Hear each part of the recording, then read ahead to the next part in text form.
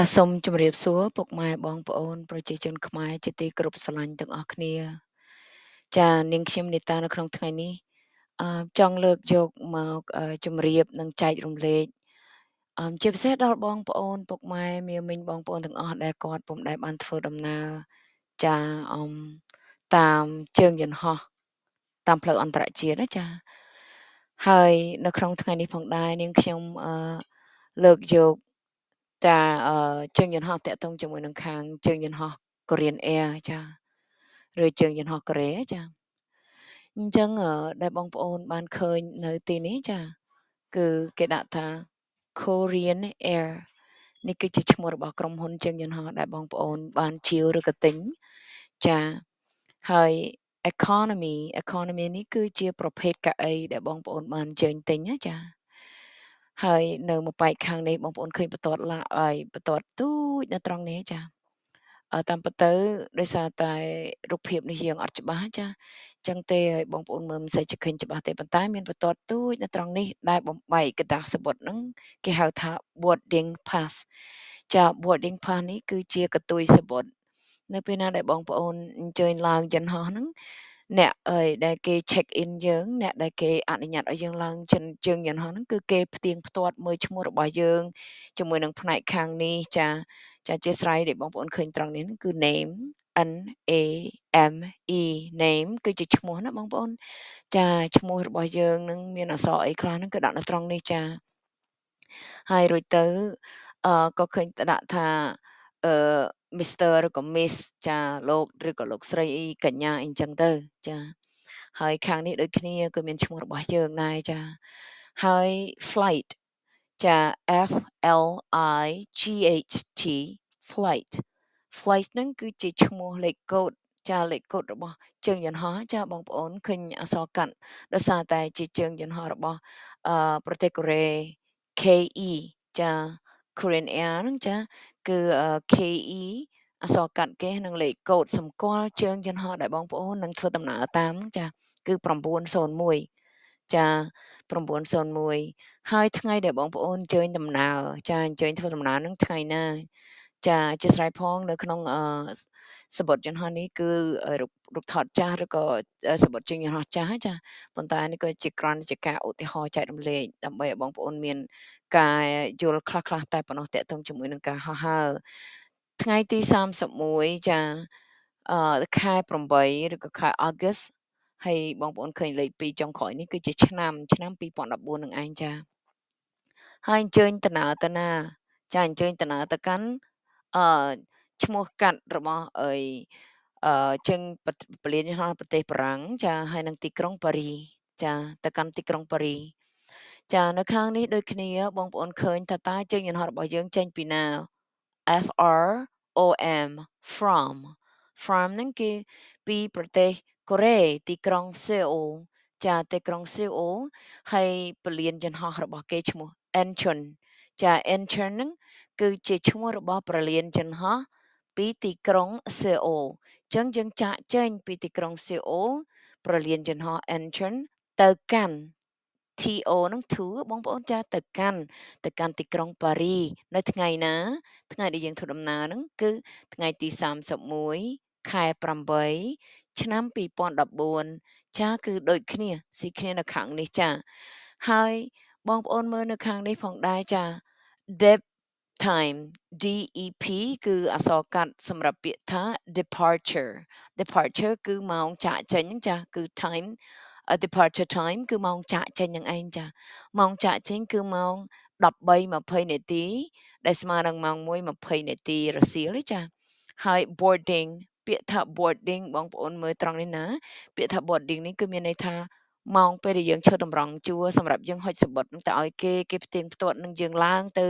លើយន្តហោះចាអញ្ចឹងម៉ោងដែលគេបើកចារបងទ្វារឲ្យយើងឡើងទៅជើងយន្តហោះរបស់គេហ្នឹងគឺវេលាម៉ោង12:50នាទីចាហើយ gate GATE gate ដែលបងប្អូនបានសម្បុត្រហើយនៅពេលដែលបងប្អូនអញ្ជើញទៅកាន់ពលានយន្តហោះទៅដល់ពលានយន្តហោះហើយនោះគឺបងប្អូនត្រូវរមើលពាក្យថា gate ហ្នឹងណាបងប្អូនចា gate 17ឬក៏ចារបងច្រកចេញចូលហ្នឹងគឺលេខ17 អញ្ចឹងអត់មានអីលំបាកទេបងប្អូននៅពេលដែលបងប្អូនអញ្ជើញទៅដល់អី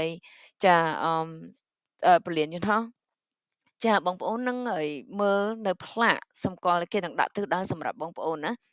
gate ឧទាហរណ៍មាន gate លេខ1ទៅដល់លេខ10ណា gate 1 to 10ហើយគេដាក់សញ្ញាព្រួញយើងដើរទៅណា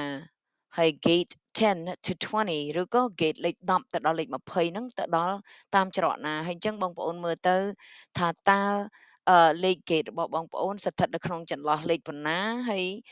យសញ្ញាព្រួយសំដៅទៅណាយើងអញ្ជើញដើរទៅតាមហ្នឹងទៅហើយរកមើលលេខ gate របស់យើងព្រោះគេដាក់ផ្ទាំងធំៗនៅខាងមុខអញ្ចឹងទៅបើសិននៅខាងក្រោយនៃផ្លាកសញ្ញាសម្គាល់លេខ gate ឬក៏លេខល្បងច្រកចេញចូលរបស់យើងហ្នឹងបងប្អូនអញ្ជើញទៅអង្គុយចាំនៅលើកៅអីបង់ដែលគេមានស្រាប់សម្រាប់បងប្អូនចុះចា៎ហើយទីនេះចាផ្នែកខាងនេះណាបងប្អូនផ្នែកតូចដែលនាងខ្ញុំបានបង្ហាញមុននឹងតាក់ទងជាមួយនឹងខ្សែបន្ទាត់កណ្ដាលពោះនេះចា boarding pass នេះគឺគេនឹងយកពីបងប្អូនចាពេលដែលបងប្អូនឈប់ត្រង់ជួរនេះនៅម៉ោង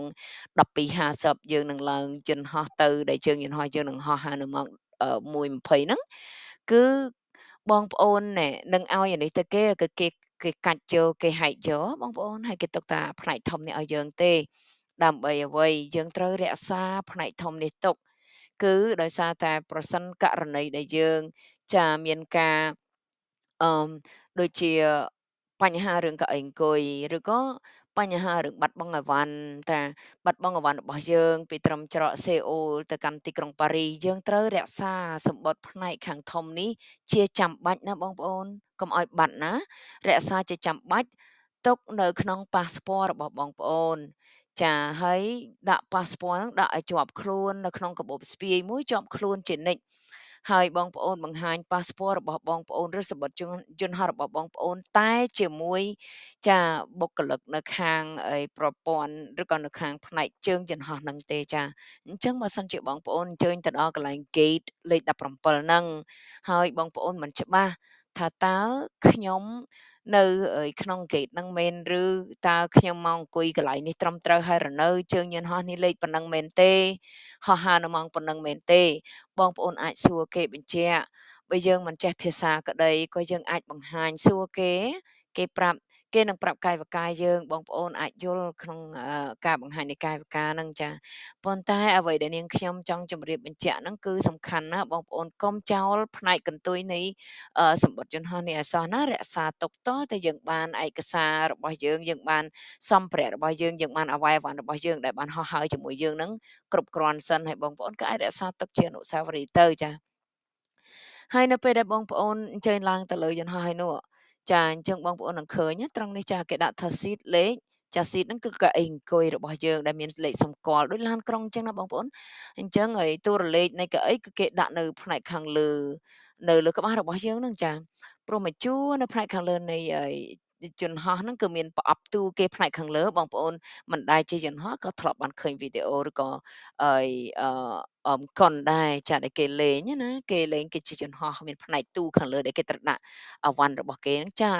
មួយជួរហ្នឹងគឺគេមានដាក់សម្គាល់លេខរបស់គេលេខកៅអីពីធម្មលេខម៉ានដល់លេខប្រមាណ A B C អីអញ្ចឹងទៅចាអញ្ចឹងកៅអីក្នុងអឺសំបុត្រនេះគឺដាក់ថាលេខ 53B ចាលេខ 53B ហើយប្រសិនបើបងប្អូនពិបាកនឹងរកកន្លែងអង្គុយបងប្អូនក៏អាចសួរអូតេសគេនៅលើជើងយន្តហោះបងប្អូនយើងសួរគេទៅថាកៅអីខ្ញុំលេខប៉ុណ្ណេះនឹងអង្គុយត្រង់ណាអញ្ចឹងគេនឹងបង្ហាញបងប្អូនហើយចាខ្ញុំគិតថាសម្បត្តិយន្តហោះនេះវាចាស់ពេកប៉ុន្តែសម្រាប់យន្តហោះថ្មីគឺគេមានកតុយដូចថាផ្នែកកៅអីអង្គុយកៅអីអីដាក់នៅត្រង់ហ្នឹងឲ្យយើងដែរចាហើយចាដដែលគឺលេខជើងយន្តហោះលេខសម្គាល់ជើងយន្តហោះរបស់យើងគឺ901ចា៎អញ្ចឹងខ្ញុំសូមជម្រាបរំលឹកម្ដងទៀតបងប្អូនចាំបាច់ណាកុំផ្ដល់លេខកុំផ្ដល់ប៉ាសពតក៏ដូចជាសំបុត្រជនហោះរបស់បងប្អូនទៅបុគ្គលណាដែលគេស្នើសុំជួយដែលមិនមែនជាមនុស្សដែលយើងស្គាល់ចាយើងអាចអឺបង្ហាញ ចាយើងអាចថតរូបទៅបងប្អូនការពារបើសិនជាមានបងប្អូនមានទូរស័ព្ទហើយក៏ថតរូបទៅក្នុងករណីប្រសិនបើជាយើងជ្រុះបាត់សំបុត្រយន្តហោះចឹងហើយណាក៏យើងមានផុសតាំងនៅក្នុងទូរស័ព្ទរបស់យើងដើម្បីការពារផងដែរណាចាអញ្ចឹងយើងអាចយកទៅបង្ហាញបុគ្គលិកកន្លែង check in របស់គេទៅដើម្បីឲ្យគេជួយសម្រួលដល់បញ្ហាបាត់នៃសំបុត្ររបស់យើងផងឬក៏យ៉ាងណានោះចាសូមអរគុណហើយក៏សូមជូនពរ